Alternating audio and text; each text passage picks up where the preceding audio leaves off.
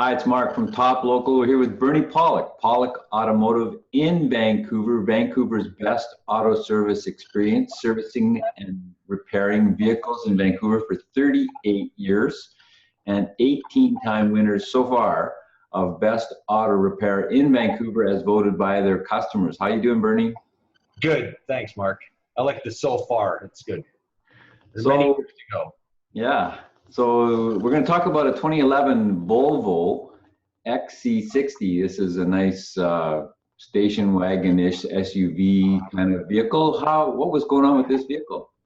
Well, the owner of the vehicle came to our shop. He'd seen some of our videos on YouTube of noisy rear ends on Volvos, and figured we were the people to have a look at it. So he brought the vehicle into our shop, and we had a look at it. And what was wrong? Well, what we found was actually something quite different from all the other videos. All our other videos on Volvo rear ends all feature worn-out differential bearings, but this one had something quite different. It had a broken rear leaf spring. Actually, had two broken rear springs, and it was very interesting because I just casually backed the vehicle up in my parking lot, about to take it for a little road test, and I stopped immediately because just backing it up 5 feet, the vehicle was going bang, bang, bang, bang, bang in the back. So there was something pretty serious wrong with it. When we put on the hoist, did an inspection, we found the right rear leaf spring had broken so badly, it was actually hitting the right rear axle as the vehicle turned. Was it a leaf spring or a coil spring? Coil spring. Yeah. And so what's required to do that kind of repair?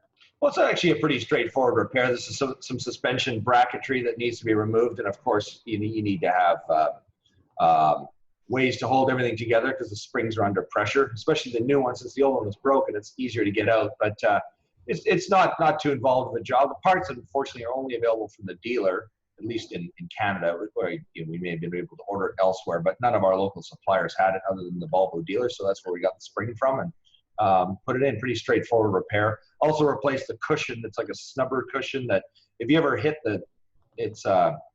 if the spring if you hit something so hard that the suspension fully travels to the end of its travel, there's like a rubber cushion, and we replaced those because they'd been damaged too. And do you have some pictures? I do. Let's have a look at a couple. So there's our Volvo XC60. Nice, you said nice station wagon, all-wheel drive. So I think XC and Volvo, it's cross-country. So I guess the idea is you can go pretty well anywhere with it. They got pretty decent ground clearance, and you can sort of travel across the country in any condition in luxury.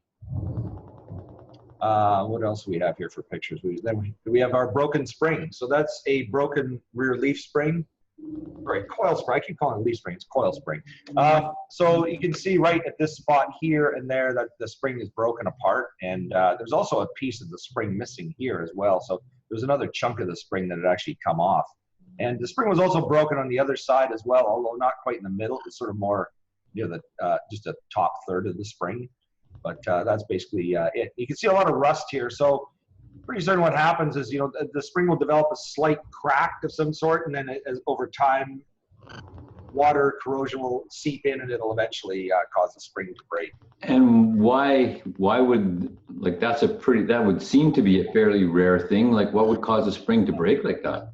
We say that it's a pretty rare thing, and in fact, it doesn't happen too often. But yesterday we replaced these springs, and it just so happened we had a Mazda 3 come in with a banging noise in the back end with a broken coil spring as well. So it's not entirely uncommon, but I mean, I think, as far as causes, I mean, overloading a vehicle can certainly be a cause for it.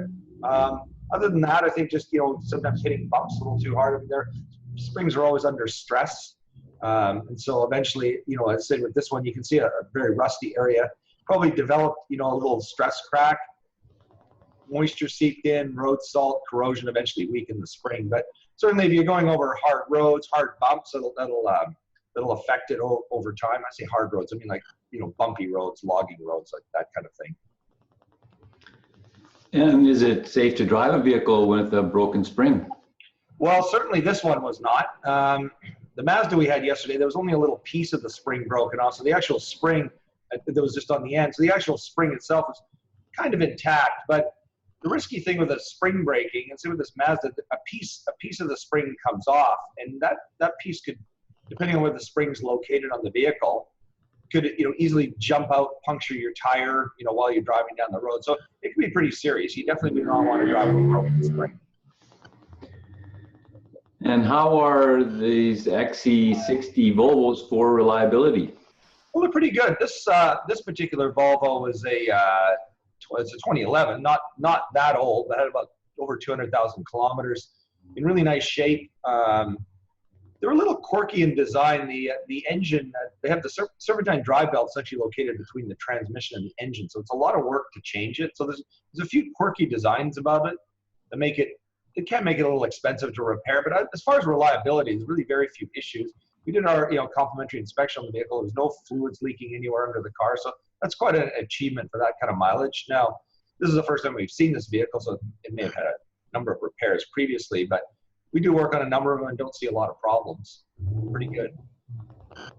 So there you go. If you're looking for service for your Volvo in Vancouver, the guys to see are Pawlik Automotive.